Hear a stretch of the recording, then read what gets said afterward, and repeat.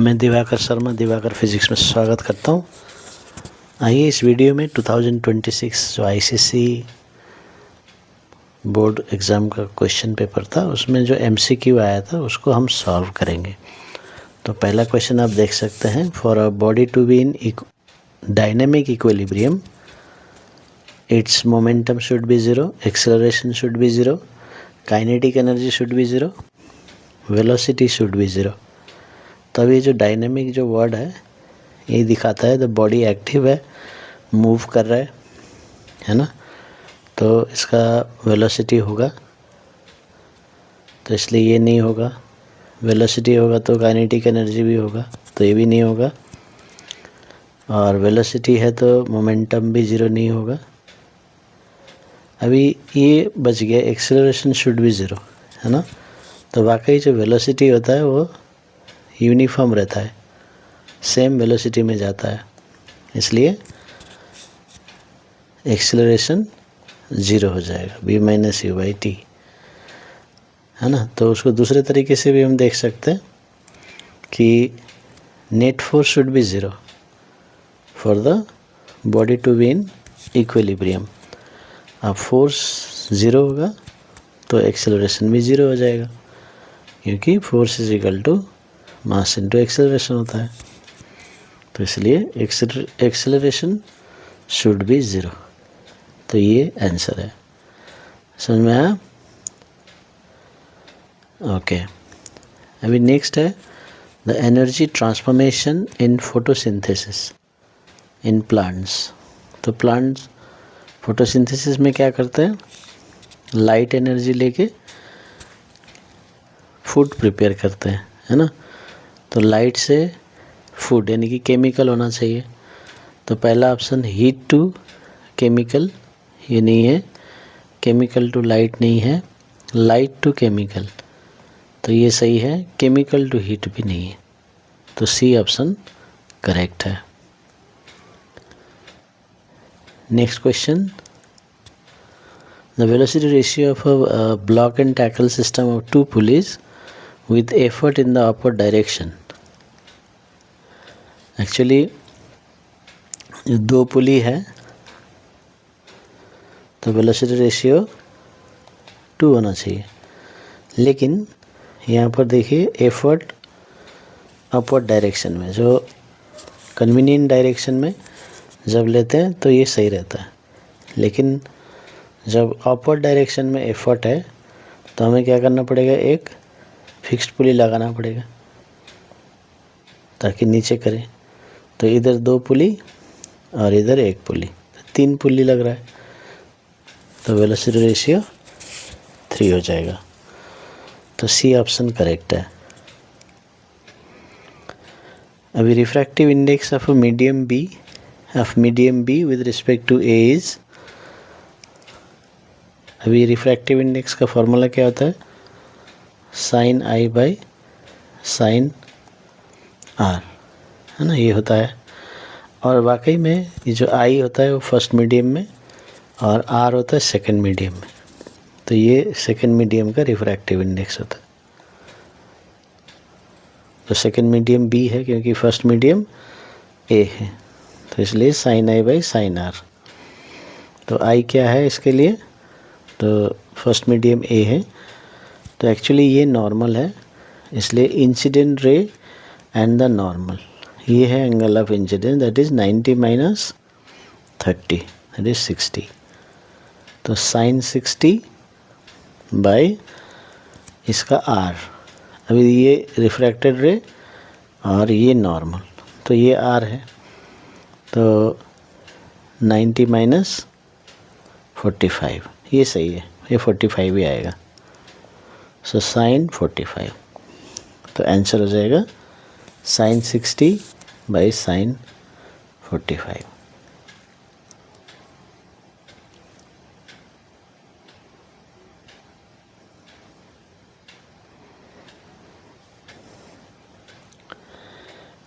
Next है, when a black and ball thermometer is moved beyond the red region of visible spectrum, red region, red के बाहर ले जाना है, तो there is a rapid rise in the temperature. तो किस लिए होता है? ये इंफ्रारेड के लिए ही होता है, क्योंकि infrared rays have heating effect. ठीक है, तो ये अल्ट्रावायलेट नहीं होगा। अल्ट्रावायलेट केमिकल से डिटेक्ट करते हैं, जैसे सिल्वर क्लोराइड। एक्सरे नहीं होगा, क्योंकि रेड के पास इंफ्रारेड है। The fast moving cyclist stops pedaling on reaching a hilly track. If he continues to move with the acquired energy, then assuming no loss of energy, the hilly track में है, पहुंच गया, ऊपर से फिर नीचे आ रहा है, तो kinetic energy remains the same. ये नहीं होगा, जैसे नीचे आएगा वेलोसिटी इंक्रीज होगा, तो काइनेटिक एनर्जी बढ़ेगा। पोटेंशियल एनर्जी रिमेन्स कांस्टेंट, ये भी ठीक नहीं है, ये जैसे नीचे आ रहा है तो इसका हाइट कम हो जाएगा। हाइट कम होगा तो पोटेंशियल एनर्जी कम होते जाएगा। फिर total mechanical energy continuously increases. तो टोटल एनर्जी इंक्रीज नहीं हो सकता, टोटल एनर्जी रिमेन्स कांस्टेंट। तो ये रही सही है, क्योंकि लॉ ऑफ कंजर्वेशन में एनर्जी में हमने पढ़ा total energy remains constant but energy can be transformed. ये हो गया। अभी 7th क्वेश्चन है, the distance v of virtual image found by a lens of focal length 15 centimetre never exceeds a certain finite value,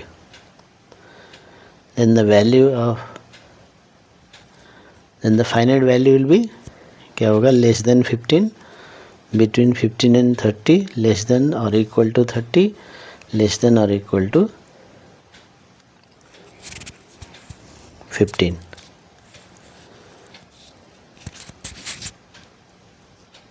तो क्या होता है, जैसे never exceeds the finite value, तो ये कॉन्केव का बात करें। जैसे इन्फिनिटी में जो होता है तो इसका इमेज फोकस में बनता है, और जैसे फाइनाइट डिस्टेंस में आएंगे तो इमेज यहाँ बनेगा। ठीक है, तो कभी इसके इधर नहीं आता है, हमेशा ये फोकस और ऑप्टिकल सेंटर में बनता है। तो इन्फिनिटी में जो ऑब्जेक्ट रहेगा तो 15 सेंटीमीटर में बनेगा, और बाकी पोजीशन के लिए 15 से कम होगा। तो ये ऑप्शन सही रहेगा। 8th क्वेश्चन है, assertion and reasoning type of question. Tiny air molecules scatter blue light more than the red light. ये सही लग रहा है स्कैटरिंग का। The refractive index of a medium is greater for blue light than red. तो ये भी सही है, सेंटेंसेस सही है। रेड कम बेंड होता है तो कम रिफ्रैक्टिव इंडेक्स होगा, ब्लू लाइट ज़्यादा बेंड होता है तो ज़्यादा बेंडिंग, ज़्यादा रिफ्रैक्शन, ज़्यादा रिफ्रैक्टिव इंडेक्स।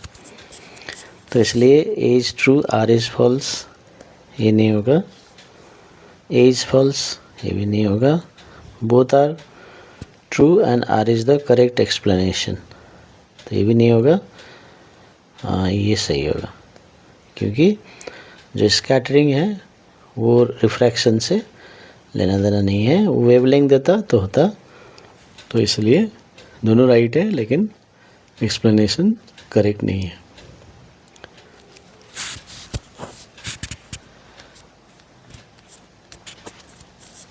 अभी next question, identify the lamp L1, L2, L3 and L4 whose failure would not interrupt the power supply of other lamps. तो अभी यहाँ से करंट पास करेंगे तो ये फेल हो गया तो करंट जाएगा ही नहीं, है ना। तो ये फेल हो गया तो इधर में नहीं जाएगा, ये फेल हो गया तो कोई प्रॉब्लम नहीं है, करंट ये सर्किट से पूरा कंप्लीट कर लेगा, करंट फ्लो करेगा। तो आंसर है L2। इक्वल, नेक्स्ट क्वेश्चन है, equal volume of water are added to 3 cylinders A, B and C of same height and radii RA, RB, RC respectively with RB greater less than RA less than RC। तो C का सबसे ज़्यादा है radius। So if you blow air into the mouth of this jars, which tube will produce shrillest sound? तो इसमें थोड़ा समझना है। जैसे आपने देखा RB सबसे छोटा है, ठीक है, B सबसे छोटा है, फिर उससे बड़ा है A,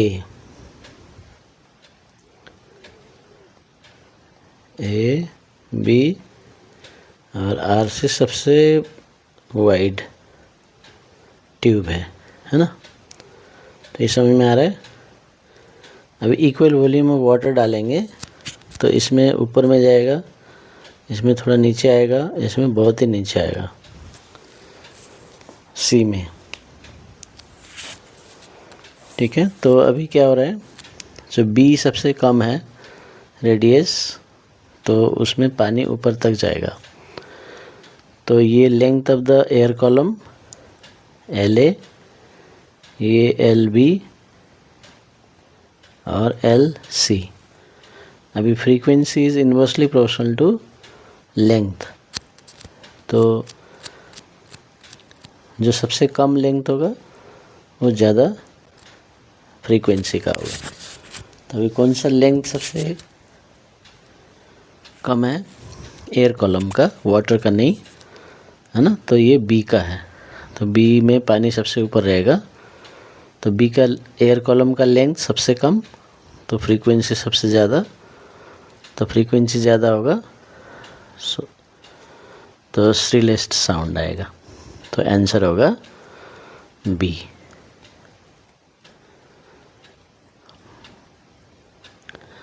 तो ये मैथ्स भी मिला दिया इसमें, मेंसुरेशन एंड फिज़िक्स दोनों मिलाया है। सो होपफुली आपने सही लिखा होगा। अभी 11th, a metallic wire is stretched to double its length. How does its specific heat capacity change?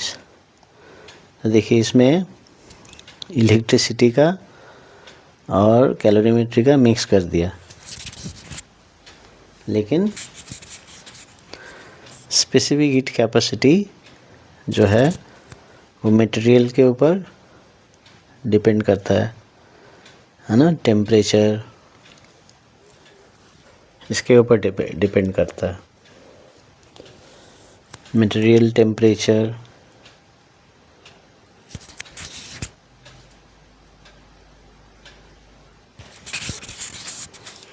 Specific heat capacity, है ना। तो इसलिए क्या हम देख सकते हैं, यदि वायर को डबल भी कर दें तो कोई फ़र्क नहीं पड़ेगा, तो मास वही रहेगा, इसलिए सब्सटेंस वही रहेगा, तो सेम ही रहेगा। The correct formula to calculate the equivalent resistance of R1 and R2 in parallel. तो अब क्या है, जब R1 एंड R2 पैरेलल में रहते हैं तो ये फार्मूला हम लगाते हैं, है ना। तो 1/RP equals to R1 R2 LCM लेते हैं, फिर R2 + R1, लेकिन यहाँ पर 1/RP है तो इसलिए उसको रेसिप्रोकल लेना पड़ेगा।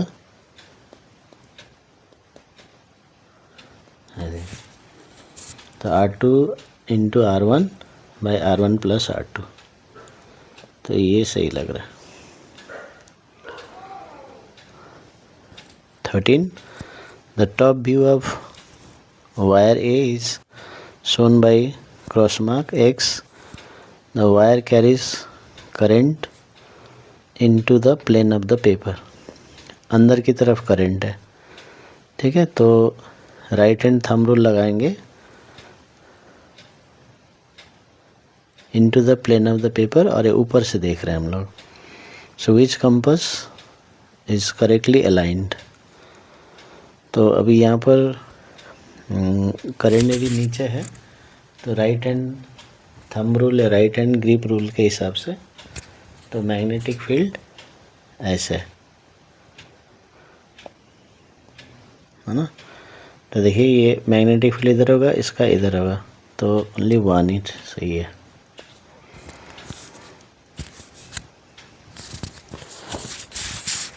So 3 substances A, B and C of same mass are at their respective melting points. तो melting point में है on heating if they melt in 5 minutes, 7 minutes, यानी कि देखिए A, B, C है ना. A लेता है 5 minutes, B लेता है 7 minutes, C लेता है 3 minutes. So which has the highest specific latent heat? Assume that heat is absorbed at the same rate. तो latent heat क्या होता है? Q by M है ना, ये होता है. अभी यहाँ पर क्या लिखा है? सेम मास, तो मास सेम है, तो जिसका Q ज़्यादा होगा उसी का L ज़्यादा होगा. अभी Q होता है P इंटू टी, इसलिए L is equal to P T by M. ये हो गया.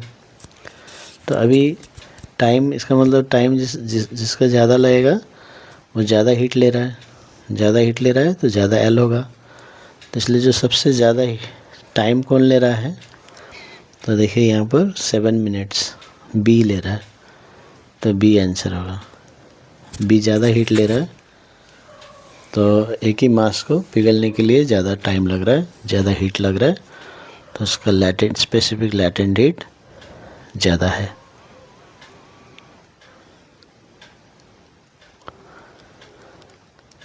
नेक्स्ट है एन एटम ऑफ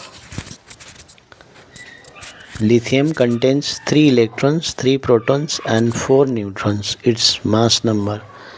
अभी mass number क्या होता है? Neutrons plus protons.